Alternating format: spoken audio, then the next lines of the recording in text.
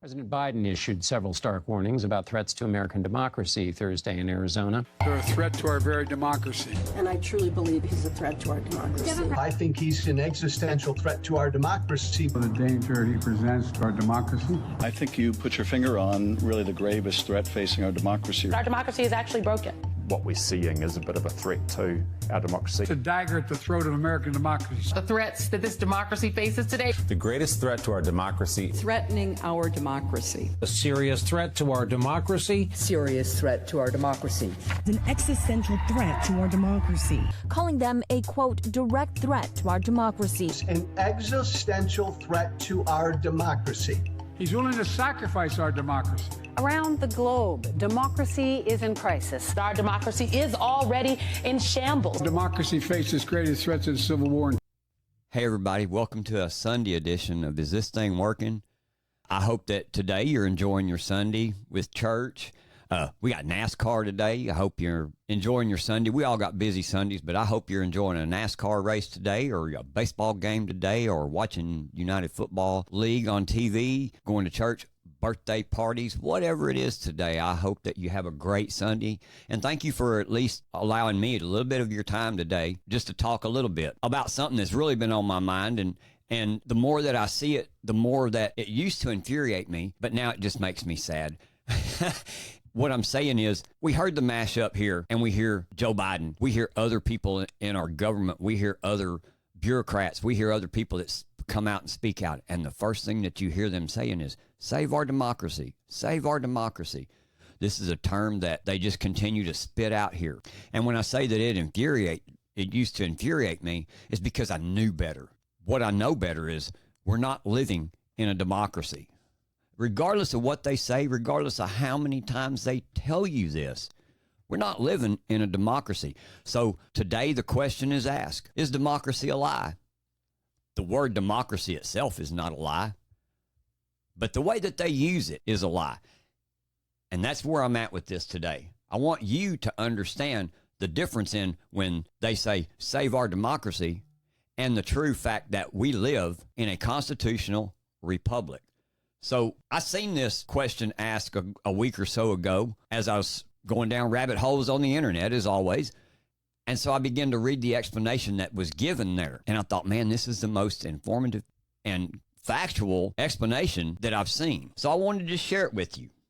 So as I asked, is democracy a lie? Many Americans mistakenly believe we live in a democracy. And it's no wonder that they erroneously believe this. Legislatures, presidents, others in our government and the press often use the word democracy. They use it ambiguously. They use it misleadingly. Well, the founding fathers, all and each who had received a classical education, were well schooled in Greek democracy. Greek democracy had some benefits as well as disadvantages. What is democracy? Let's begin right here. Democracy requires the participation of the whole group allowed to participate, but it does not necessarily satisfy the wants or needs of the whole group. In ancient Greece, where democracy was famously practiced, we need to understand that while they claim participation of the whole group, that's the rule, and that's the form of democracy, it certainly did not include all of the people, and not even a majority of the people. Of the 100,000 citizens in Athens at that time in ancient Greece, that is, out of the 100,000 citizens, those with a hereditary claim to citizenship that lived in Athens in the 4th century, only about 40,000 people were allowed to vote or participate in any other way in the government of the city-state. The 40,000 consisted of male citizens over 18 years old. Women and children were excluded. Also excluded were about the 40,000 people termed resident foreigners because they did not qualify for hereditary citizenship, and also about 100,000 slaves. So these people were not even involved in the democracy, although they claimed that democracy is for the people. And of those citizens allowed to vote, they claimed that only the majority ruled. Whatever proposals received the most votes became law. Democracy itself now is not a lie, because we just see that. But many contemporary Americans have a large and a grave misperception of what democracy is, its role in the United States, and what it's supposed to do. As I mentioned earlier, Greek democracy had some benefits as well as its disadvantages. Our founding fathers were wise enough to take and create a government for us that had elements of democracy in it, but it also had elements of a republic in it. The founding fathers, knowing this, purposely intended to use it within our government, but in a limited means. Now, there's the correct definition of a democracy. A democracy requires the participation of the whole group being allowed to participate. That's a system of democracy. Is that what we're living in? That system is not a lie. It happened. But is that what we're living in our country, in modern day 2024 America? No, it's not. Let's continue on then. What's the definition of a republic? Well, the other government the founders used as a basis for our own was the Roman government, which was not a democracy, but a republic.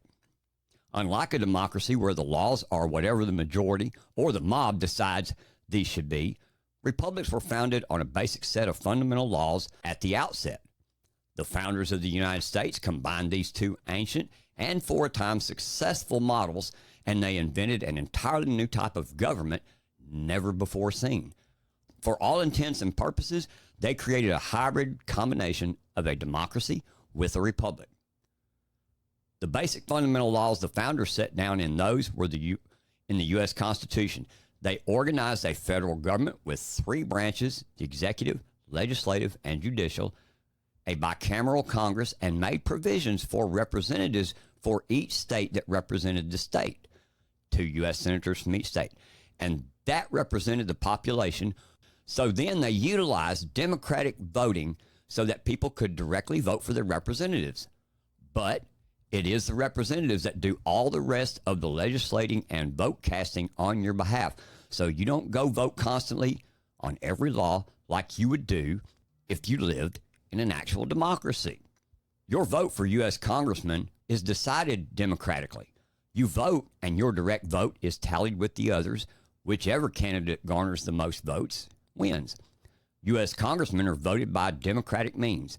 The majority wins, whoever they choose. However, since we only use democratic voting in such instances, but are actually a republic with that congressional representative voted into office by the majority, is subject to the law, the Constitution. So he's subject to the law, which is meant to restrain government, thus prohibiting abuse of power. What type of government we actually have in the United States of America is a republic, specifically a federal constitutional republic. We are overtly a republic that utilizes elements of a democracy, but we do not operate as a democracy in all aspects of politics, nor is our government classified as one. Democracy itself is not a lie. Saying we use democratic elements is not a lie. Calling a vote for congressman a democratic vote is not a lie. But when the politicians refer to the USA as a democracy, that, my friends, is factually untrue. Is this thing working? Well, hey, everybody, that's it for today. Thanks for listening, and I hope you've enjoyed the show.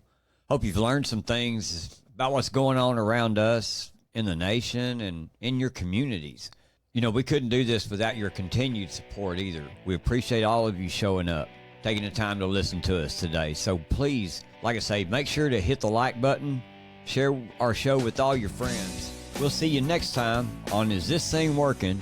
And as always, I'm James, and that's my lovely co-host over there, Denise. And we'll see you next time. We're out.